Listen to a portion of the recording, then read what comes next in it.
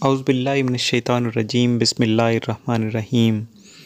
Urdu point 313 کے ساتھ ہم آپ کی خدمت میں ایک نئی ویڈیو لے کر حاضر ہوئے ہیں۔ آج کی ویڈیو کا عنوان ہے ہلاکو خاں کی موت کا عبرت انگیز واقعہ۔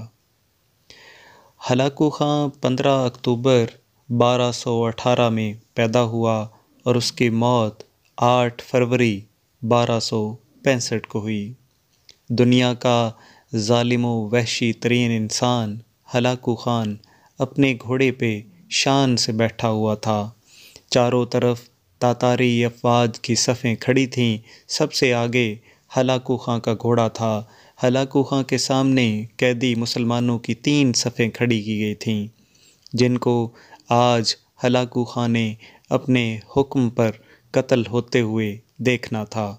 پھر وہ ظالم بولا، ان کے سر قلم کر دو، اور جلاد نے لوگوں کے سر کاٹنے شروع کر دیے۔ پہلی صف میں ایک کی گردن گئی، دوسرے کی گردن گئی، تیسرے چوتھے کی، پھر صف میں ایک بے قصور بوڑھا غریب قیدی جو کہ اپنے گھر کا واحد کفیل تھا بھی کھڑا تھا۔ وہ موت کے ڈر کی وجہ سے دوسری صف میں چلا گیا۔ پہلی صف کا مکمل صفایا ہو گیا۔ ہلاکو خان کی نظروں نے اس بوڑھے کو دیکھ لیا تھا کہ وہ موت کے خوف سے اپنی پہلی صف چھوڑ کر دوسری صف میں چلا گیا تھا۔ ہلاکو خان گھوڑے پر بیٹھا ہوا، ہاتھ میں طاقتور گرز لیے اچھال کر اس سے کھیل رہا تھا اور مسلمانوں کے قتل کا منظر دیکھ کر اس کھیل سے خود کو خوش کر رہا تھا۔ جلاد تلوار چلا رہے تھے اور خون کے فوارے اچھل اچھل کر زمین پر گر رہے تھے۔ اس بوڑھے بابا نے جب دیکھا کہ دوسری صف کے لوگوں کی گردنیں کٹ کر اس کی باری بہت جلد آنے والی ہے تو وہ بھاگ کر تیسری صف میں کھڑا ہو گیا۔ ہلاکو خان کی نظریں بوڑھے پر جمی ہوئی تھیں کہ اب تو تیسری صف آخری ہے، اس کے بعد یہ کہاں چھپنے کی کوشش کرے گا؟ اس بے وقوف بوڑھے کو میری تلوار سے کون بچا سکتا ہے؟ میں نے لاکھوں انسانوں کو مارا تو یہ کب تک بچے گا؟ تیسری صف پہ جلادوں کی تلوار بجلی بن کر گر رہی تھی۔ ہلاکو خان کی نظریں مسلسل اس بوڑھے پر تھیں کہ کیسے وہ بے چین ہو کر موت کی وجہ سے بے قرار ہے۔ تیسری صف کے انسانوں کی گردنیں گر رہی تھیں۔ جلاد بجلی کی سی تیزی سے اس بوڑھے بابا کو پہنچا تو ہلاکو خان کی آواز گونجی، رک جاؤ، اس کو ابھی کچھ نہ کہو۔ بابا بتا، پہلی صف سے تو دوسری صف میں بھاگ آیا، جب وہ ختم ہوئی تو تیسری صف میں بھاگ آیا۔ بابا اب بتا، پیچھے تو کوئی اور صف بھی نہیں، اب تو بھاگ کر کہاں جائے گا؟ اب تجھے مجھ سے کون بچائے گا؟ اس بوڑھے شخص نے آسمان کی طرف دیکھا اور کہا، میں نے پہلی صف کو اس لیے چھوڑا کہ شاید میں دوسرے میں بچ جاؤں گا، لیکن موت وہاں بھی پہنچی۔ پھر میں دوسری صف کو چھوڑا کہ شاید تیسری میں بچ جاؤں۔ ہلاکو نے گرز کو ہاتھ میں اچھالتے ہوئے کہا، بابا کیسی خام خیالی ہے، یہ کیسی بہکی باتیں کر رہے ہو؟ بھلا تمہیں میری تلوار سے بھی کوئی بچا سکتا ہے؟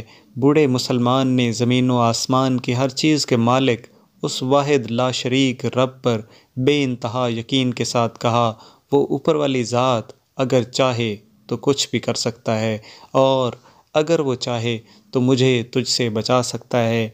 کیسے بچا سکتا ہے؟ ہلاکو خان نے اتنے تکبر میں آ کر کہا کہ اس کے ہاتھ سے گرز گر پڑا۔ ہلاکو خان چابک دست، ہوشیار، جنگجو اور چالاک انسان تھا۔ ہلاکو خان گھوڑے کے اوپر بیٹھے بیٹھے گرے ہوئے گرز کو اٹھانے کے لیے خود کو جھکایا کہ زمین پر گرنے سے پہلے وہ اسے ہوا میں ہی پکڑ لے۔ اسی کوشش میں ہلاکو خان کا ایک پاؤں رکاب سے نکلا اور وہ اپنے گھوڑے سے نیچے آ پڑا، جبکہ دوسرا پاؤں رکاب میں ہی پھنس کر رہ گیا۔ ہلاکو خان کا گھوڑا اتنا ڈر گیا کہ بھاگ نکلا۔ ہلاکو خان نے خود کو بچانے کی بڑی کوشش کی، لشکر بھی حرکت میں آ گیا، لیکن گھوڑا اتنا طاقتور تھا کہ کسی کے قابو میں نہ آیا۔ وہ ہلاکو خان کو پتھروں میں گھسیٹ گھسیٹ کر بھاگتا رہا، یہاں تک کہ ہلاکو خان کا سر پتھروں سے پٹک پٹک کر اس قدر لہو لہان ہو گیا کہ اس کی روح چند ہی منٹوں میں اپنے اس تکبر بھرے وجود کو چھوڑ کر جہنم رسید ہو گئی۔ لشکر نے جب بے انتہا کوششوں کے بعد ہلاکو خان کے طاقتور گھوڑے کو قابو کیا تو اس وقت تک اس کا سر برے طریقے سے کچلا جا چکا تھا۔